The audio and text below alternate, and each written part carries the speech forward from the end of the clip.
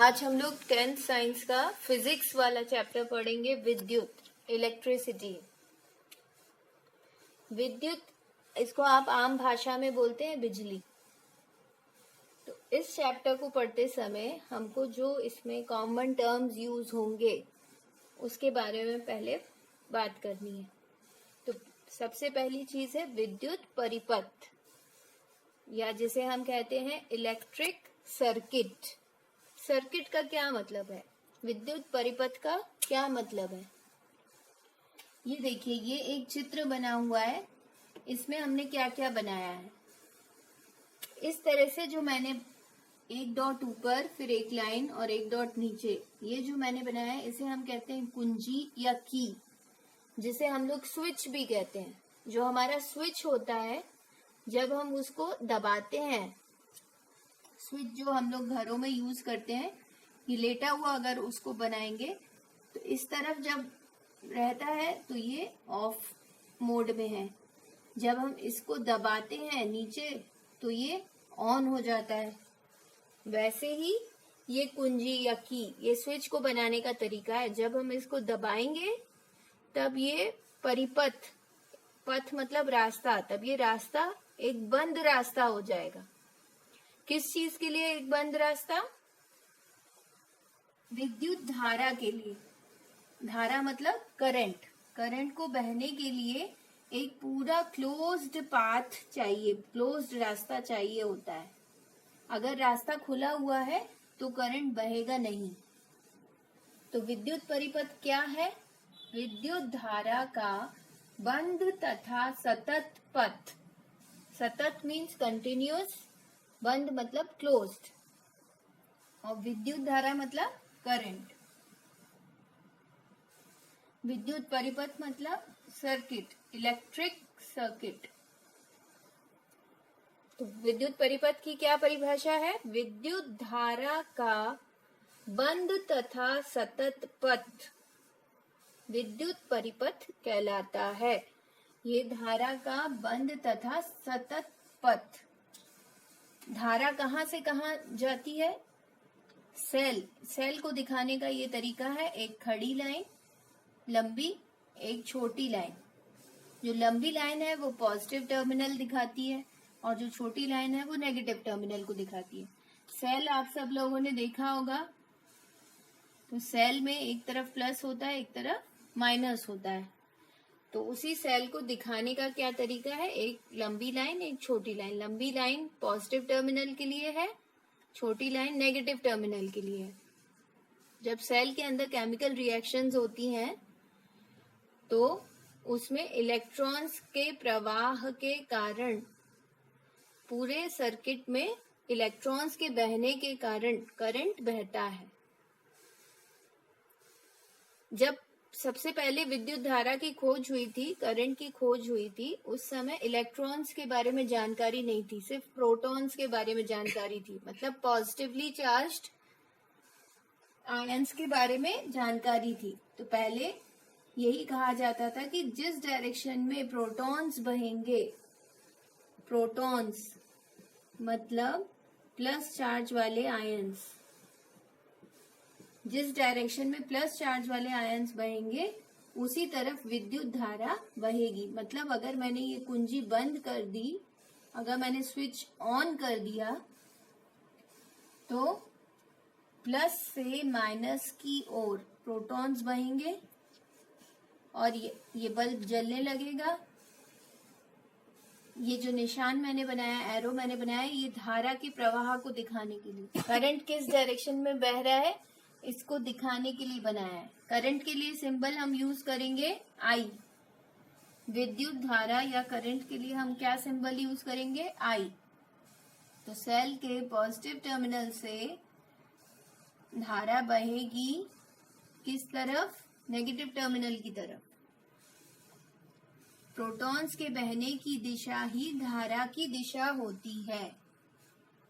सबसे पहले जब करंट की खोज हुई तो यही कहा गया कि प्रोटॉन्स के बहने की दिशा ही धारा की दिशा, विद्युत धारा की दिशा होती है। बाद में जब इलेक्ट्रॉन्स की खोज हुई तो अगर प्रोटॉन्स सर्किट में पॉजिटिव से नेगेटिव की तरफ जा रहे हैं तो इलेक्ट्रॉन्स किस तरफ जाएंगे, इलेक्ट्रॉन्स नेगेटिव से पॉजिटिव की तरफ जाएंगे। तो इसका मतलब इलेक्ट्रॉन्स के बहने के विपरीत दिशा में, उसकी उल्टी दिशा में करंट की दिशा होती है। धारा की दिशा अगर आपसे पूछी जाए तो आप क्या कहेंगे, प्रोटॉन्स जिस दिशा में बहते हैं उस दिशा में धारा की दिशा होती है, या इलेक्ट्रॉन्स जिस दिशा में बहते हैं उसके विपरीत दिशा में, उसकी उल्टी दिशा में विद्युत धारा की दिशा होती है। इस विद्युत परिपथ में हमने क्या क्या चीजें दिखाई हैं, एक है कुंजी, दूसरा है सेल, तीसरा है बल्ब। बल्ब को हम इस तरह से दिखाएंगे, हर चीज का एक चिन्ह बना दिया गया है। और ये जो ए लिखा हुआ है और सर्कल बना है ये है एमीटर। एमीटर क्या होता है, विद्युत धारा को नापने की मशीन होती है। विद्युत धारा को, करंट को नापने वाला विद्युत धारा मापक एमीटर होता है। तो ये आपका एक विद्युत परिपथ है। अगर आपको पूछा जाए विद्युत परिपथ की डेफिनेशन क्या है, उसका चित्र बनाइए, तो आप लिखेंगे विद्युत धारा का बंद तथा सतत पथ विद्युत परिपथ कहलाता है। और ये उसका डायग्राम।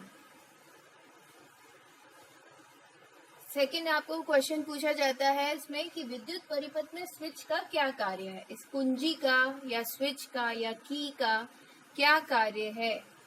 स्विच का क्या कार्य है, सेल तथा बल्ब के बीच एक चालक संबंध स्थापित करना। बल्ब और सेल के बीच एक चालक संबंध स्थापित करना। अगर हम कुंजी ऑन नहीं करेंगे, स्विच ऑन नहीं करेंगे, तो ये पथ इनकम्प्लीट रहेगा, बंद नहीं होगा। और जब तक पथ बंद नहीं होगा तब तक धारा का प्रवाह नहीं होगा, मतलब करंट नहीं बहेगा। तो स्विच का क्या कार्य है, सेल तथा बल्ब के बीच चालक संबंध स्थापित करना। फिर नेक्स्ट है वर्ड टर्म जो इसमें यूज होगा, विद्युत धारा या करंट। इसका चिन्ह है आई। विद्युत धारा की क्या परिभाषा है, विद्युत धारा का मतलब है, करंट का मतलब है कितना विद्युत आवेश, आवेश मतलब चार्ज। अभी हमने बात की ना कि प्रोटॉन्स पे कौन सा चार्ज होता है, प्लस, इलेक्ट्रॉन्स पे कौन सा चार्ज होता है, माइनस। तो प्रोटॉन्स की बहने की दिशा में करंट बहता है, इलेक्ट्रॉन्स के बहने की दिशा के विपरीत उल्टा करंट बहता है। अभी हमने बात की, मतलब जब जब आवेश बहते हैं, जब जब कोई चार्ज पार्टिकल्स बहते हैं, तब तक क्या बहता है, करंट। तो विद्युत धारा की क्या परिभाषा है, कितना विद्युत आवेश कितने समय में बहा, उसे हम कहते हैं विद्युत धारा। I is equal to Q by T। यहाँ पे Q किसके लिए है, विद्युत आवेश मतलब चार्ज के लिए, और T है टाइम, समय के लिए। विद्युत आवेश का SI मात्रक होता है कूलॉम। SI मात्रक किसे कहते हैं, जिसमें हम उस चीज को नापते हैं। 9th में भी आप लोगों ने ये वर्ड पढ़ा होगा, मात्रक। तो आवेश का विद्युत SI मात्रक क्या है, कूलॉम। हम आवेश को किस में नापेंगे, कूलॉम में। और T समय का SI मात्रक होता है सेकेंड। तो विद्युत धारा के बारे में जब हम बताएंगे तो हम बोलेंगे कितना कूलॉम आवेश कितने सेकेंड में बहा, उतना करंट बहा। कूलॉम बटे सेकेंड बोलने की जगह हम अगर एक शब्द में बोलना चाहें तो हम बोल देंगे एम्पियर। विद्युत धारा के दो SI मात्रक हो गए, कूलॉम बटे सेकेंड या एम्पियर।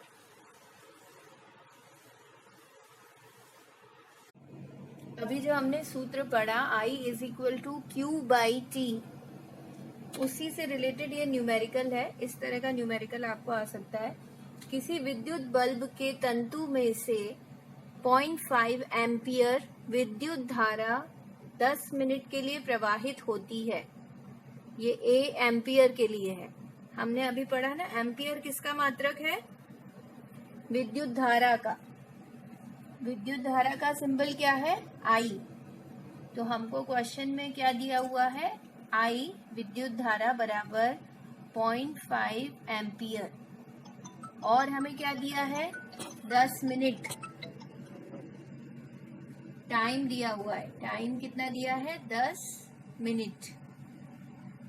तो हमें इसको सेकंड में बदलना है, SI मात्रक में। 1 मिनट में कितने सेकंड्स होते हैं?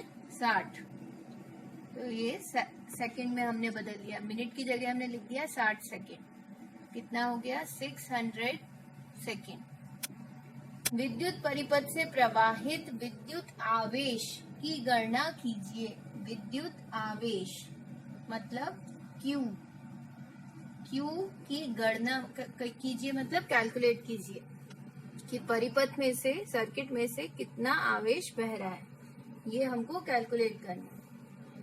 I = Q/T, जो हमें निकालना है उसको वो जिस तरफ है वहीं छोड़ दीजिए। तो Q को हमने यहीं छोड़ दिया, T को हम इस तरफ ले जाएंगे। यहाँ T डिनोमिनेटर में नीचे है तो इधर जाके भाग में है, उधर जाके गुणा हो जाएगा। I × T। I कितना है? 0.5 एम्पियर। T समय कितना है? 600 सेकेंड बराबर Q मतलब हम क्या निकाल रहे हैं? विद्युत आवेश। 6 5 30 और 2 0 और 5 के बाद एक पॉइंट, तो यहाँ पर एक पॉइंट लगा दिया तो आ गया 300। 300.0, पॉइंट के बाद 0 का कोई मीनिंग नहीं है, तो 300। अब यहाँ पर क्या लिखेंगे आंसर में? मात्रक क्या लिखेंगे? आवेश का मात्रक क्या होता है? कूलॉम। नेक्स्ट हमारा टॉपिक है विद्युत विभव तथा विभवांतर। इंग्लिश में विभव को बोलते हैं पोटेंशियल, इलेक्ट्रिक पोटेंशियल, और विभव का अंतर विभवांतर मतलब पोटेंशियल डिफरेंस। किसी भी आवेश को बहने के लिए, जैसे पानी होता है, पानी को बहने के लिए क्या चाहिए? अगर हम दो बीकर्स लेते हैं, एक में पानी ज्यादा है और दूसरी तरफ पानी कम है, हाँ, और हमने इनको आपस में कनेक्ट कर दिया, तो क्या होगा? पानी कहाँ से कहाँ बहेगा? जहाँ पानी ज्यादा है वहां से पानी उस तरफ बहेगा जहाँ पानी कम है। और कब तक बहेगा? जब तक दोनों तरफ पानी का लेवल इक्वल ना हो जाए, तब तक पानी बहता रहेगा। जैसे ही इक्वल हो जाएगा दोनों तरफ लेवल, पानी बहना बंद कर देगा। उसी प्रकार जो आवेश होता है, चार्ज, अगर दो बॉडीज हैं, एक के पास प्लस चार्ज है, एक के पास माइनस चार्ज है, एक के ऊपर पॉजिटिव चार्ज है, एक के ऊपर नेगेटिव चार्ज है, मतलब इसका विभव अधिक है, हाई पोटेंशियल, और इसका विभव कम है, लो पोटेंशियल। तो चार्ज अपने आप बहना शुरू कर देगा हाई पोटेंशियल से लो पोटेंशियल की तरफ। अगर हम इन्हें आपस में कनेक्ट कर दें एक चालक तार के द्वारा, तो आवेश बहना शुरू कर देगा हाई पोटेंशियल से लो पोटेंशियल की तरफ, और तब तक बहता रहेगा जब तक दोनों तरफ विभव मतलब पोटेंशियल बराबर ना हो जाए। इसका मतलब हमेशा आवेश को बहने के लिए क्या जरूरी है? विभव का अंतर, मतलब विभवांतर। आवेश को बहने के लिए क्या जरूरी है? विभवांतर जरूरी है, विभव का अंतर जरूरी है। आवेश हमेशा हाई पोटेंशियल से लो पोटेंशियल की तरफ जाता है और तब तक जाता है जब तक पोटेंशियल दोनों तरफ बराबर नहीं हो जाता। इसी तरह जब हम एक सर्किट बनाते हैं, जैसे हम लोगों ने चैप्टर जब शुरू किया था तभी बनाया था, तो सर्किट में हमने यहाँ एक कुंजी लगाई थी, फिर एक सेल लगाया था। सेल में भी दो टर्मिनल्स होते हैं, एक पॉजिटिव टर्मिनल, एक नेगेटिव टर्मिनल। जैसे ही हम ये कुंजी स्विच ऑन करते हैं, सर्किट पूरा हो जाता है। तो ये जो पॉजिटिव टर्मिनल है, इससे चार्ज बहना शुरू कर देता है। किस तरफ? नेगेटिव टर्मिनल की तरफ। और कब तक बहता रहेगा? जब तक ये दोनों का विभव का अंतर बराबर ना हो जाए। अंतर बराबर नहीं होगा तो वो बहता रहेगा। इसीलिए सेल से कनेक्ट करने पर विभव का अंतर होने के कारण आवेश सर्किट में बहता है। विभवांतर की डेफिनेशन कैसे हम बोलेंगे? विभवांतर की डेफिनेशन में हम कहते हैं कि एकांक धनावेश को, धन मतलब पॉजिटिव, आवेश मतलब चार्ज, एकांक मतलब वन, सिंगल धनावेश, एकांक धनावेश को एक बिंदु से दूसरे बिंदु तक ले जाने में किया गया कार्य, W मतलब वर्क, कार्य, कहलाता है विभवांतर। दोनों बिंदुओं के बीच का विभवांतर, इलेक्ट्रिक पोटेंशियल डिफरेंस को हम V से दिखाते हैं, कैपिटल V से।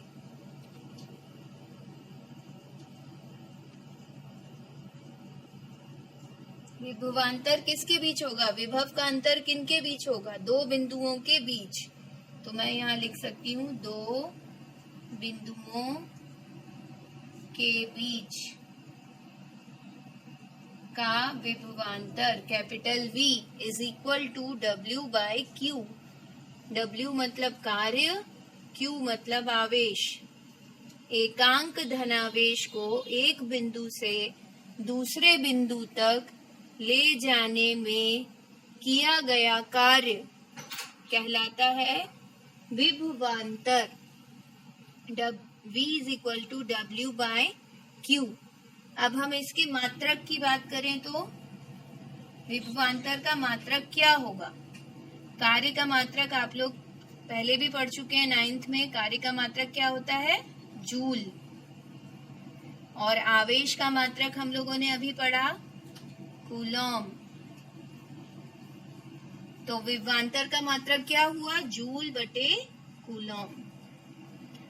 कहीं कहीं आपको ये ऐसे भी लिखा मिल सकता है, जूल कूलॉम की power -1, J capital C to the power -1। -1 का मतलब है जो बटे में लिखा है, इसको हम अगर ऊपर लाके लिखें तो उसकी पावर में लग जाता है -1।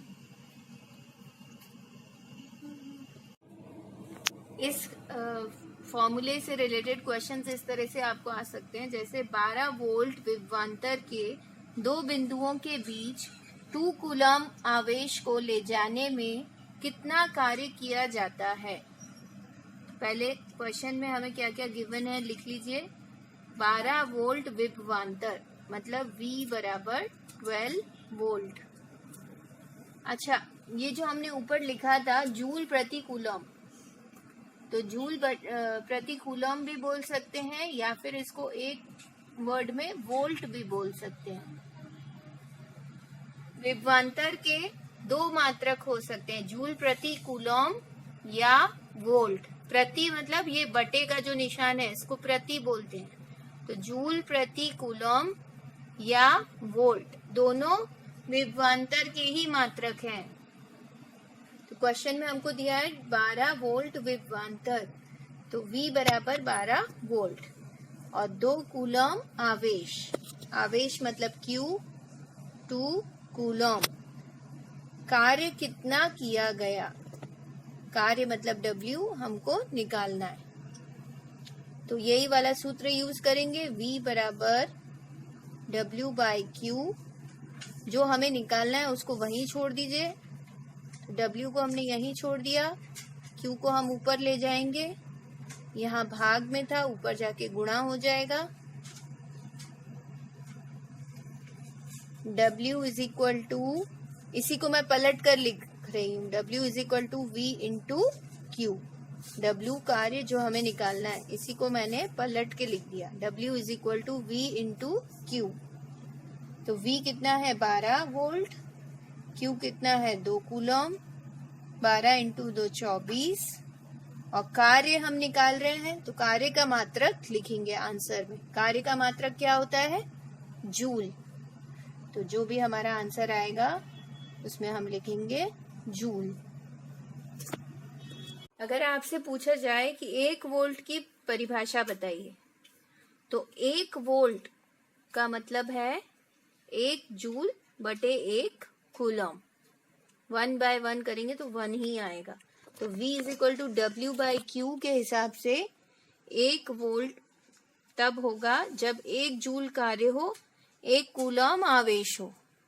मतलब 1 वोल्ट की क्या परिभाषा हम देंगे, जब 1 कूलम आवेश को एक बिंदु से दूसरे बिंदु तक ले जाने में 1 जूल कार्य किया जाए, तो हम कहेंगे कि इन दोनों बिंदुओं के बीच का विभवांतर 1 वोल्ट है।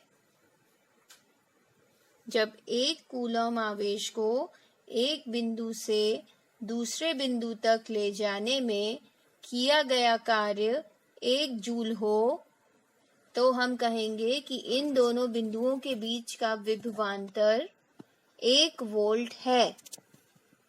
इसी में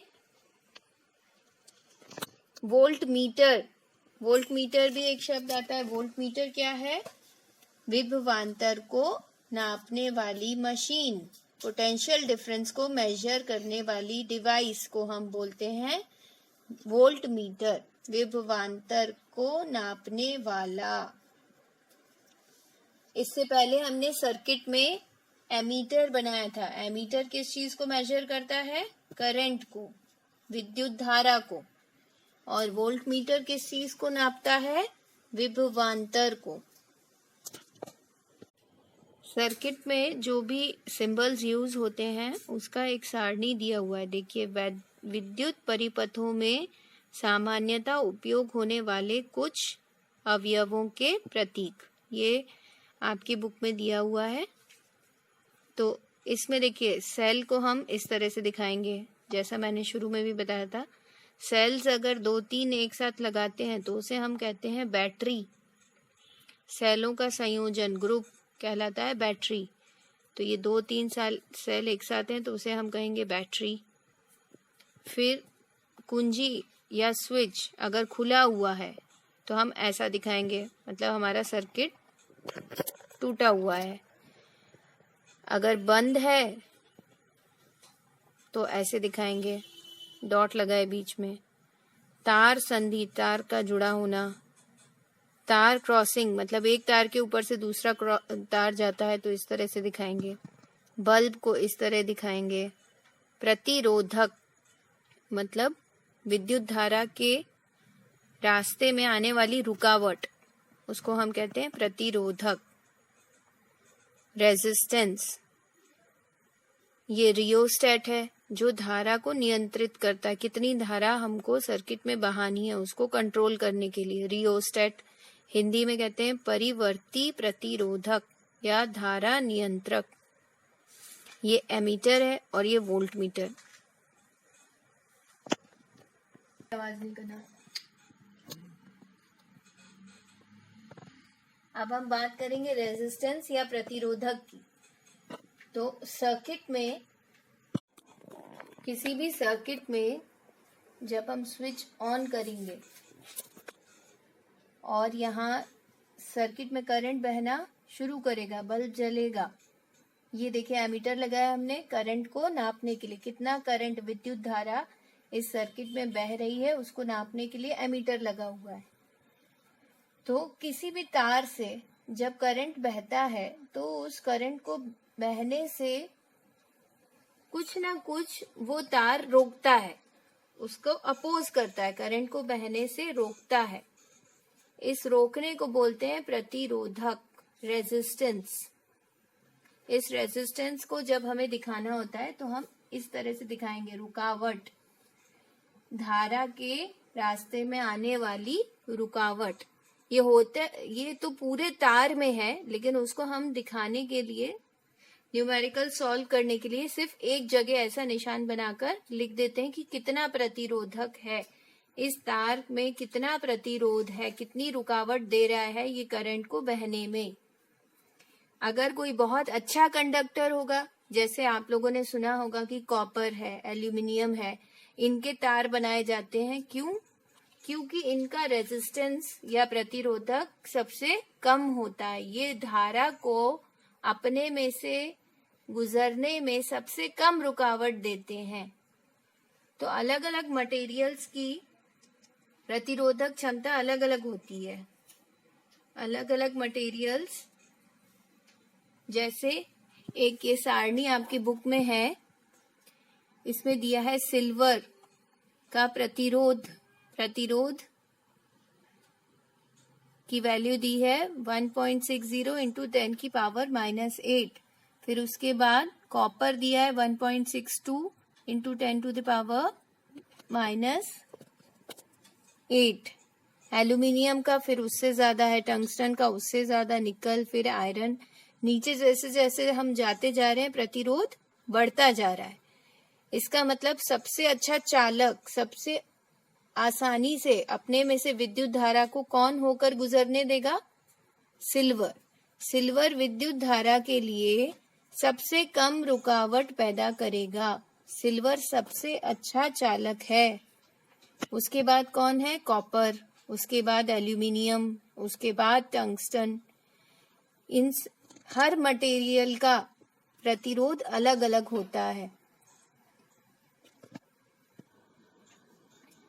जैसे अगर ये सर्किट है, इसमें मैंने ये जो तार जोड़ा है सेल से, ये एक सेल है, ये बल्ब है, इसको हमने तार से जोड़ा है। बल्ब के एक सिरे को सेल के एक सिरे से, बल्ब के दूसरे सिरे को सेल के दूसरे सिरे से तार से जोड़ा है।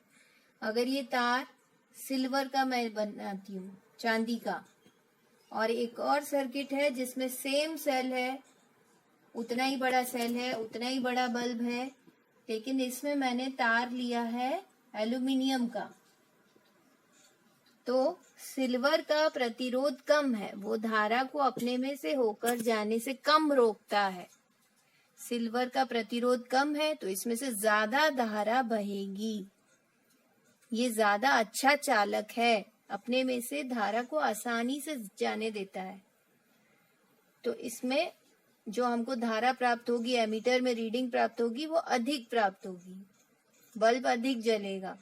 और अगर एल्यूमिनियम लगा दिया, इसी में हमने तार एल्यूमिनियम का ले लिया, तो सिल्वर के मुकाबले एल्यूमिनियम का प्रतिरोध अधिक है। ये धारा को अपने में से बहने से सिल्वर से थोड़ा ज्यादा रोकता है, इसीलिए इसमें जो बल्ब जलेगा वो थोड़ा कम जलेगा। एमीटर में जो रीडिंग आएगी धारा की वो कम आएगी। तो जितना अच्छा चालक होगा उसका प्रतिरोध उतना ही कम होगा। जितना बेकार चालक होगा, जैसे रबर है, वुड है, इनमें से करंट बिल्कुल नहीं बहता, इसका मतलब इनका प्रतिरोध बहुत ज्यादा है, वो अपने में से करंट को बहने ही नहीं देते। प्रतिरोध का सिंबल है आर, कैपिटल आर, और इसका मात्रक होता है ओम, OHM इंग्लिश में लिखते हैं, और इसका सिंबल है ओम। को अगर हमें सिंबल से दिखाना है तो हम उल्टा मटका बना के दिखाते हैं।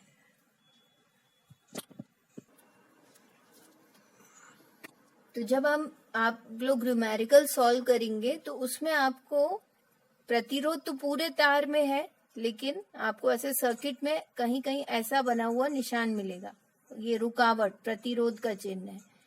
तो अगर एक सर्किट में लिखा हुआ है 2 ओम और दूसरे सर्किट पे लिखा हुआ है 5 ओम, इस तरह से बनाकर प्रतिरोध, तो इसका मतलब ये है कि ये जो तार है, ये जो रास्ता है विद्युत धारा को बहने के लिए, इसके धारा में रुकावट 2 ओम की है, इधर रुकावट अधिक है, रेजिस्टेंस अधिक है, 5 ओम का है। जैसे अगर आप रास्ते से जा रहे हो और 2 पुलिस वाले खड़े हैं तो आप थोड़ा इधर उधर से होकर निकल जाओगे, कम रुकावट है। लेकिन अगर 5 पुलिस वाले खड़े हैं तो आपके लिए ज्यादा रुकावट है, वो आपको कहीं ना कहीं से देख लेंगे, रोक लेंगे। तो इसी तरह से हम किसी भी सर्किट में अगर हमें रुकावट कितनी है, प्रतिरोध कितना है, उसे दिखाना है, तो हम इस तरह का सिंबल बनाकर उसके ऊपर ओम में रेजिस्टेंस लिखते हैं। 2 ओम, 5 ओम, 10 ओम। इसका मतलब जो तार इसमें यूज हुआ है उसका रेजिस्टेंस लिखा हुआ है, प्रतिरोध लिखा हुआ है। अब ये प्रतिरोध किन किन चीजों पर निर्भर करता है? तो प्रतिरोध 4 चीजों पर निर्भर करता है, रेजिस्टेंस 4 चीजों पर निर्भर करता है। पहला है चालक तार की लंबाई। जितना लंबा तार होगा उतना देर तक प्रतिरोध का सामना करना पड़ेगा। तार अगर लंबा है तो प्रतिरोध अधिक होगा, तार छोटा है तो प्रतिरोध कम होगा। तो सबसे पहली चीज आर किस पे निर्भर करता है? चालक तार की लंबाई पर। ये जो निशान मैंने बनाया ये साइंस में आपको कई बार यूज होगा। ये हमको निर्भरता का निशान है, इसको हम बोलते हैं अनुक्रमानुपाती, बोलते हैं अनुक्रमानुपाती। अनुक्रमानुपाती का मतलब है एक चीज बढ़ेगी तो दूसरी चीज भी बढ़ेगी। आर अनुक्रमानुपाती है एल के, मतलब अगर तार की लंबाई बढ़ेगी तो रेजिस्टेंस भी बढ़ेगा। जितना लंबाई ज्यादा होगी रेजिस्टेंस उतना अधिक होगा। आर अनुक्रमानुपाती है एल के। फिर दूसरी चीज है चालक तार की अनुप्रस्थ काट का क्षेत्रफल। जो हमने तार लिया है अगर हम उसको काट दें, जैसे खीरा हम लोग खाते हैं, खीरे को काट दें तो खीरे को काटेंगे तो कैसा दिखेगा? ऐसा गोल आपको दिखेगा। टेढ़ा करके जब आप देखेंगे खीरे को ऐसे ऊपर से तो कैसा दिखेगा? ऐसे गोल दिखेगा। तो इसको बोलते हैं अनुप्रस्थ काट। अनुप्रस्थ काट मतलब ऐसे काटना, और क्षेत्रफल मतलब एरिया। ये हुआ अनुप्रस्थ काट का क्षेत्रफल। एरिया मतलब तार कितना मोटा है, तार की मोटाई। तार की मोटाई को साइंस के भाषा में क्या बोलेंगे? चालक तार की अनुप्रस्थ काट का क्षेत्रफल, ए, कैपिटल ए। अगर चालक तार अधिक मोटा है तो प्रतिरोध कम होगा या प्रतिरोध ज्यादा होगा? अगर रोड ज्यादा चौड़ी है तो आपको जाने में दिक्कत होगी, या रोड कम चौड़ी है तो जाने में दिक्कत होगी? तो इसका आंसर आप खुद ही समझ सकते हैं। अगर रोड अधिक चौड़ी है तो ज्यादा धारा जा पाएगी, अगर रोड कम चौड़ी है तो कम धारा जा पाएगी। मतलब जितना क्षेत्रफल अधिक होगा तो रेजिस्टेंस कम होगा, रुकावट कम होगी। ए अधिक होगा तो रुकावट कम होगी। ए अधिक होगा, क्षेत्रफल अधिक होगा तो रुकावट कम होगी। क्षेत्रफल कम होगा तो रुकावट ज्यादा होगी। इसका मतलब आर ए से उल्टा संबंध रखता है। क्षेत्रफल बढ़ता है तो आर घट जाता है। तार अधिक मोटा होता है तो प्रतिरोध कम होता है। अगर हम नीचे लिखते हैं बटे में तो इसे हम पढ़ते हैं व्युत्क्रमानुपाती। व्युत्क्रमानुपाती आर ए के व्युत्क्रमानुपाती है, प्रतिरोध क्षेत्रफल के व्युत्क्रमानुपाती है। अगर हम क्षेत्रफल बढ़ाते हैं मतलब तार की मोटाई को बढ़ाते हैं तो प्रतिरोध कम हो जाता है। तार अगर मोटा होगा तो कम प्रतिरोध होगा। तीसरा है पदार्थ की प्रकृति। अभी हमने एक सारणी देखी थी, टेबल देखी थी, जिसमें पदार्थ की प्रकृति बदलने से उसका प्रतिरोध बदल जाता है। जैसे सिल्वर और एल्यूमिनियम में हमने ऊपर देखा था, अगर सिल्वर है तो ज्यादा अच्छा चालक है, उसका प्रतिरोध कम है। अगर एल्यूमिनियम लेते हैं तो सिल्वर के मुकाबले उसका प्रतिरोध अधिक है। तो रेजिस्टेंस प्रकृति, पदार्थ का मटेरियल, पदार्थ की प्रकृति पर भी डिपेंड करता है। यहाँ प्रकृति शब्द का मतलब है मटेरियल, किस चीज का आपका तार बना है उस पे डिपेंड करता है आर। और चौथा आर डिपेंड करता है तापमान पर।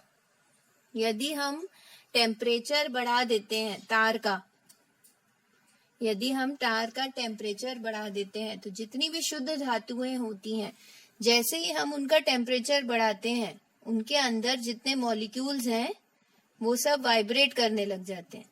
तापमान बढ़ाने से उसके अंदर के सारे मॉलिक्यूल्स हिलने लग जाते हैं, वाइब्रेट करने लग जाते हैं।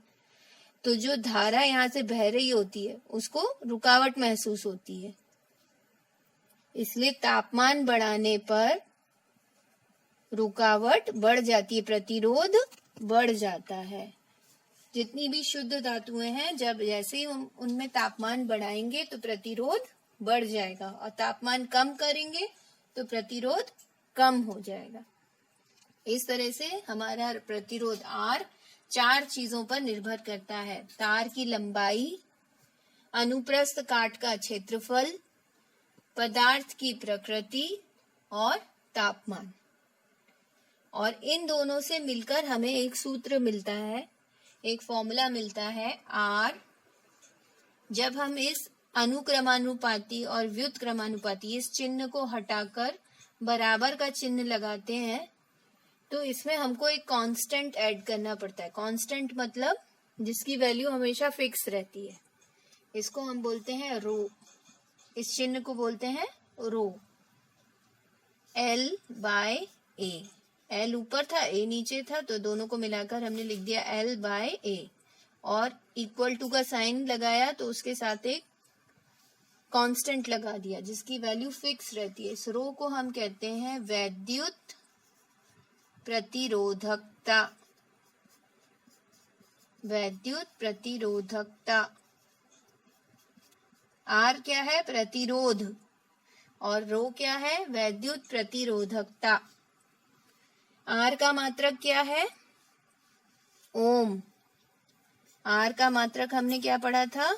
आर का मात्रक होता है ओम। उल्टा मटका से इसको हम दिखाते हैं। आर का SI मात्रक है, SI मात्रक है ओम। एक मिनट। आर का SI मात्रक है ओम।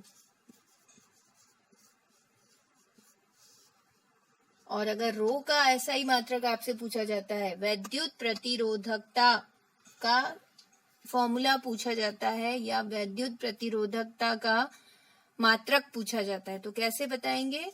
रो को हमने यहीं छोड़ दिया, A को R के पास ले गए तो गुणा हो गया, L यहाँ ऊपर था, ये भाग में चला जाएगा, बटा L। R का मात्रक है ओम।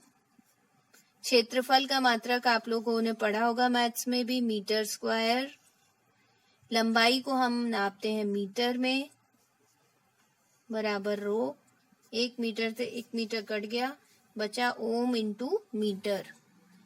तो रो का मात्रक क्या होगा? वैद्युत प्रतिरोधकता का मात्रक क्या होगा? ओम मीटर। ये डैश का मतलब माइनस नहीं है, डैश का मतलब यहाँ पर है इंटू। ओम मीटर। वैद्युत प्रतिरोधकता का मात्रक क्या है? ओम मीटर।